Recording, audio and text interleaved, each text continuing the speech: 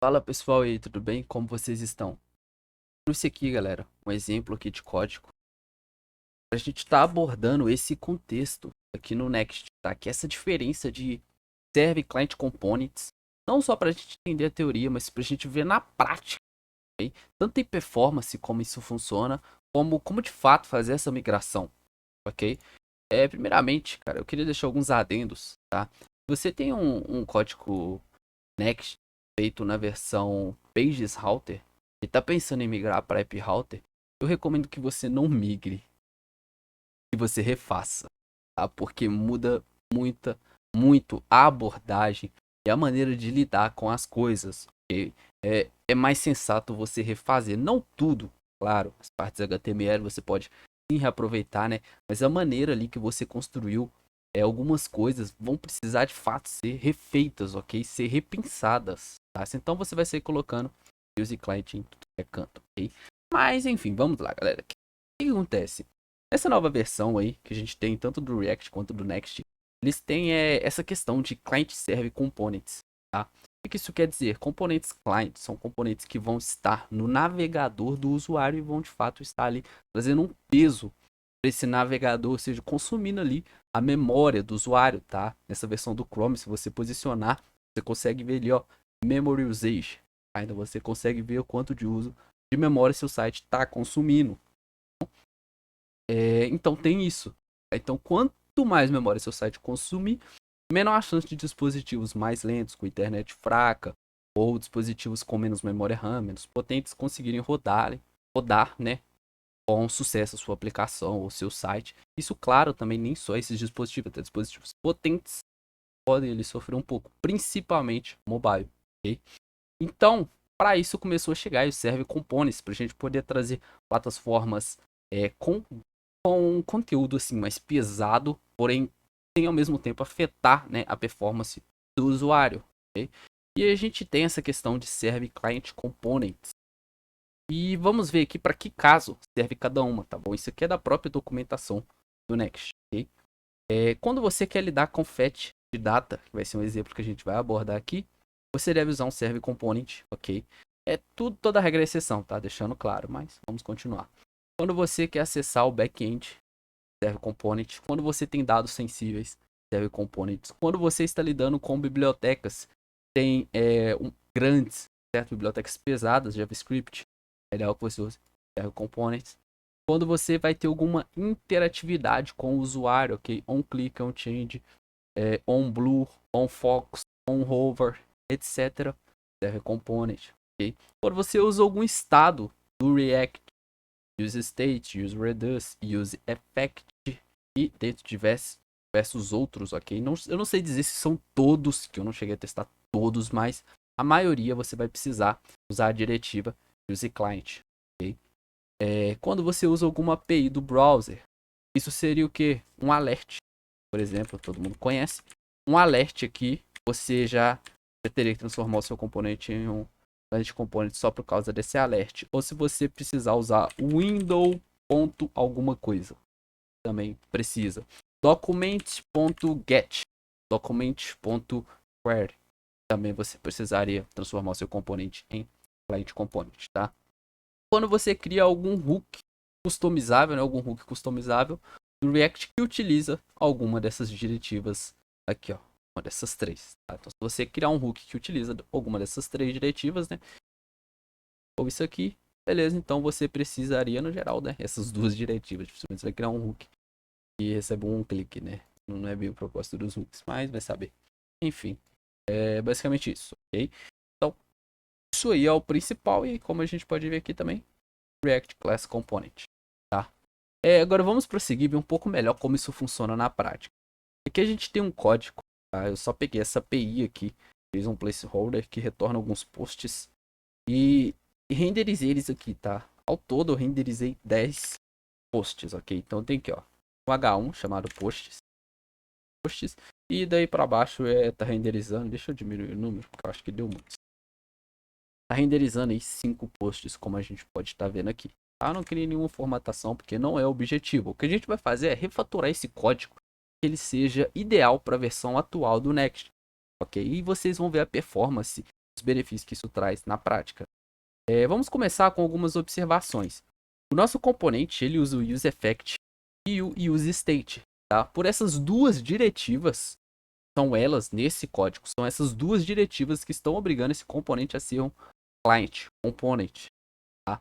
Essas duas diretivas. E o que isso acontece? Se a gente vir aqui, ok, no search do navegador, você consegue ver, para você chegar aqui, ó, tem aqui nesses 3 pontinhos, se eu não me engano, aqui, e search. More tools, aqui na real tá aqui, ó, search. Okay? E eu pesquisei post, que é basicamente o que está nesse H1, e a gente pode ver que a gente tem algumas coisas aqui. E vem várias coisas, mas se a gente reparar bem, ó, uma aqui que é bem interessante. E ela, deixa prontinho pra gente, mas sumiu, fez enquanto até, mas a gente acha aqui de novo, aqui. Olha, você pode ver aqui que a gente tem src components post index. Exatamente o src component post index, ou seja, esse nosso código, esse nosso componente está no navegador do usuário. Okay? Ele está no navegador do usuário. Aí você pensa, então tira, não vamos deixar mais ele ser um use client. Eu vim remover isso aqui, o que acontece? Vai dar erro, tá? Por causa do useEffect e do useState, tá? Aqui ele apontou primeiro, o erro foi o useEffect, mas mesmo se a gente parar de usar o useEffect, ele vai apontar o erro no useState, ok? Então, esses dois estão obrigando o nosso código a ser um client component. Como a gente vai lidar com isso, tá? Como você pode ver aqui pela própria documentação do Next, ele diz que se você precisar fazer um fetch data, você pode fazer isso com o server component. E é exatamente o que a gente está fazendo aqui, um fetch data, porém essa é a maneira React antiga ainda, porque o React também já tem as diretivas de use client. Então, essa aqui é a maneira habitual como a gente fazia na web, e não é mais a ideal. Como a gente vai fazer isso aqui? Eu acabei de tirar aqui a diretiva, como a gente pode ver, o nosso componente não está funcionando. O que a gente vai fazer aqui é o seguinte, vai declarar esse componente como assíncrono, ok? Isso só funciona porque ele não tem a diretiva useClient. Se ele tiver a diretiva useClient, você não vai conseguir que ele seja um componente assíncrono. A gente pode remover isso aqui, pode remover isso aqui também, pode remover isso aqui, e a gente pode remover isso aqui. E a gente pode remover isso aqui. E isso aqui chama de posts. Nomeado aqui. Tem que estar nomeado ali. E pronto. Voa lá. Nosso código voltou a funcionar. E agora, dá uma repesquisada aqui. Eu reinicio. E vamos dar Enter. E agora, vamos tentar achar. Igual a gente viu ali, né? Aquele src, /pi, /posts. Como vocês podem... Aqui, ó. Acabou. Chegamos até o fim. Tá? E vocês podem ver que aquele componente, aquele local exato, não tem mais, ok? Ó. Foi do início ao fim. E como a gente pode ver, não tem mais. Bom, ou seja, o nosso código, esse código não está mais no cliente. Ele não está mais no lado do cliente. Ele está no servidor. Ok? Ele não está mais pesando de fato no navegador do usuário. Isso sem contar, ó, olha a velocidade. Okay? Dessa maneira, o servidor, ele faz requisições. Ele é muito mais poderoso e o browser. Okay? Então é quase instantâneo isso, sem contar que como a gente está usando o fetch, a gente está fazendo uso do poderoso caching do Next. Ou seja, essa requisição está automaticamente sendo cacheada. Se eu fizer em outro componente essa requisição aqui novamente, que é recomendado pelo Next, em vez de passar uma prop para cá, vamos supor que eu tenha outro componente aqui chamado posts2. E aí eu queira passar, né, esse posts como o próprio post 2, tá? Não é necessário. O cache do Next é tão poderoso que ele fala, cara, não precisa, vai lá e simplesmente refaça a sua chamada API. Porque ele vai entender que ela já foi feita e vai trazer os dados cacheados. Claro que você pode controlar isso, né? Por exemplo, se a gente vir aqui, a gente tem aqui, consegue controlar, né, o cache. Beleza? E também tu pode pôr limite para ele, tempo para ele fazer uma nova solicitação, né? Recachear, né? Fazer um novo cache, vamos assim dizer. E algumas coisas, você pode controlar isso bastante, tá? Mas é isso, galera. Então agora eu vou voltar como tava, só para vocês verem a diferença, ok? Aqui, ó. Dando F5 demais, tá? E vocês veem que nem pisca, a tela nem pisca. A tela nem pisca. Agora eu vou voltar a maneira como tava. para vocês verem a diferença em performance, como é absurda. Aqui a gente voltou, use client, e agora se liga.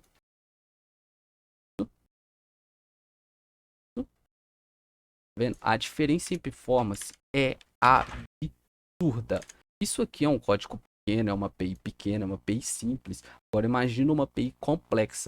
A diferença que isso vai trazer. Ela pode trazer aí cerca de diferença de muitos segundos aí para o usuário, tá bom? Então é isso aí. Essa é a novidade aí que o Next tem trazido pra gente. Claro, isso aqui foi só uma palhinha.